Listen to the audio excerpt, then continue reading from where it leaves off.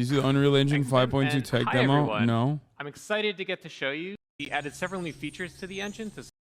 We're experimenting with what's possible for photoreal foliage environments, as well as testing out the latest functionality that we've been building for Unreal Engine. So, Jacob's here with us today in the Unreal Editor. Let's explore the environment. And what better way to do that than off-roading? And what better way to off-road than in a Rivian R1T? Nerds. Now, Rivian uses Unreal to power their instrument cluster, including 3D visualization of their vehicles. So we worked with them to bring the R1T to life in this experience. Let's head on out, Jacob. Sure thing, on my way. All right. So we're building tools for interactive and dynamic worlds.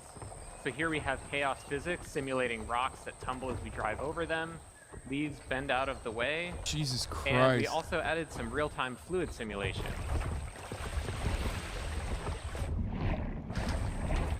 We worked with the team at Rivian to set up Unreal's Chaos vehicle model to simulate the suspension of the truck and how the electric motors drive each individual wheel.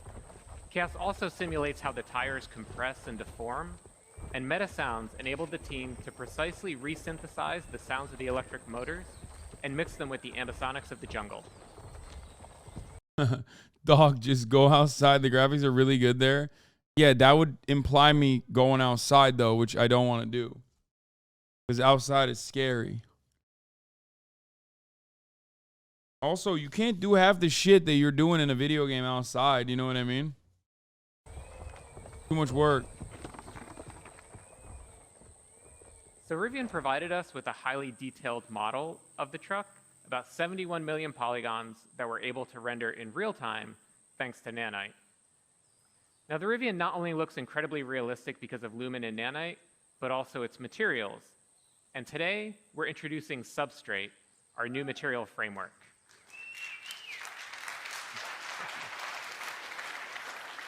And to better demonstrate it, let's swap the paint out for Opal.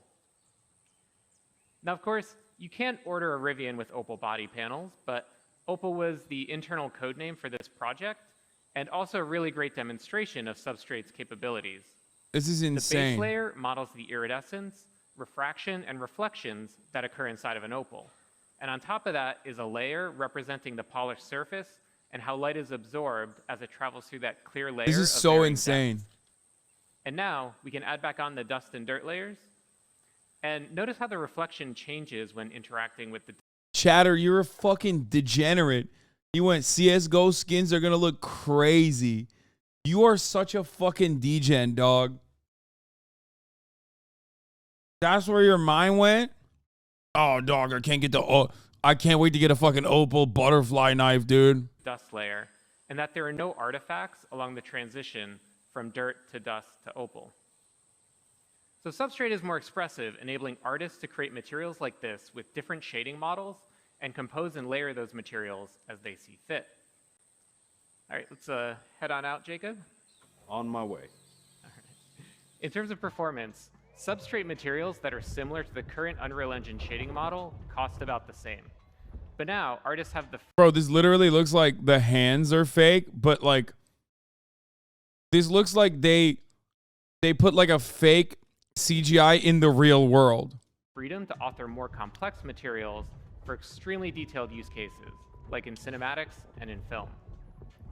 So we're going to drive under this fallen tree here, and everything that you've seen up to this point was painstakingly hand-built by the environment team at Quixel. Everything since that fallen tree has been built using our brand new experimental suite of procedural content generation tools, entirely an engine that are flexible, deterministic, and artist-driven. Our guiding principle in building these systems was to empower artists to make tools for artists. So Jacob's going to go ahead and add a procedural assembly to the world. And the cool thing is that it communicates. Thank you. Yeah. Pretty cool. And the cool thing is that it communicates with other nearby procedural elements in the scene, like the creek bed. So let's say a designer comes by, wants to direct the player to drive to the left. Jacob can simply move the assembly to the right, and everything updates to accommodate that change. Game design is iterative, So let's say the designer comes back, wants to give the player the choice of going left or right again. Jacob can simply move the assembly back over. Now, the artist who created this assembly also added some additional handles that Jacob can use to art direct where rock slides occur. Allows him to customize the piece a little bit more, make it a little easier for the Rivian to drive by. So we started by handcrafting that original part of the level to set the visuals and art direction for the entire piece, and then built out procedural tools that allowed the team to create a much larger play space much more quickly. Now let's see how we can use these procedural tools to make larger sweeping changes to the environment. So Jacob, let's start by removing some of the trees in this area. Absolutely, that's easy enough actually. All right, a little too much. Let's add some trees back in. Okay. And let's also add in some cliff formations, give it a little bit more variability. So the procedural systems are all deterministic. As Jacob is experimenting with different sets of input parameters, once he finds a set that he likes, he can always go back to it and get out exactly the same results. And the procedural systems aren't just placing trees and rocks, but also fog cars, bugs. Our guiding vision for Metahuman has been the democratization of complex character technologies, allowing you to work faster and see the results immediately. A character is only truly believable if its motion fidelity matches its visual fidelity, but animating at this level is a hard task for even the most skilled studios. Optimized to run on a single, okay, and action. I need performance capture to work like a mirror. I need it to capture whether I'm acting scared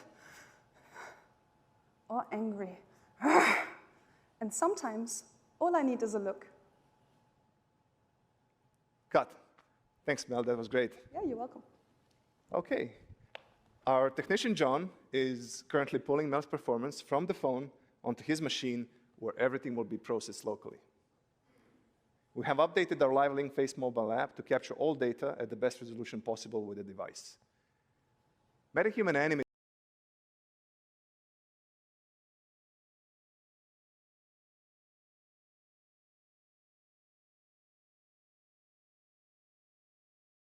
Fuck, I am fucking muted. That managed band that had the virtual wife that unplugged must be so excited. I was thinking about this the other day. The guy who, I was also thinking about this the other day. The guy who like, married Hatsune Miku. With chatbots, you could just have Hatsune Miku all the time.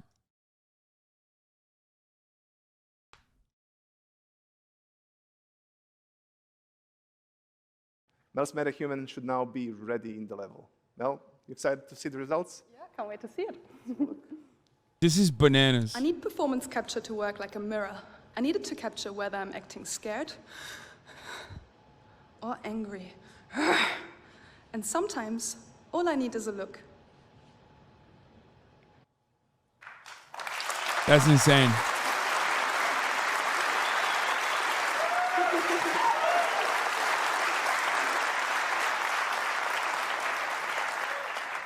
Thank you all. So, Mel, what do you think?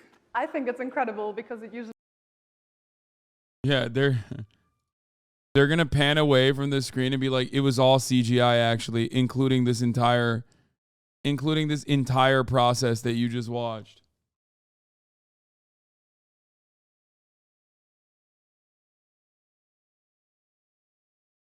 This is done live. They didn't even tune it to make it look realistic. So much work is done for you.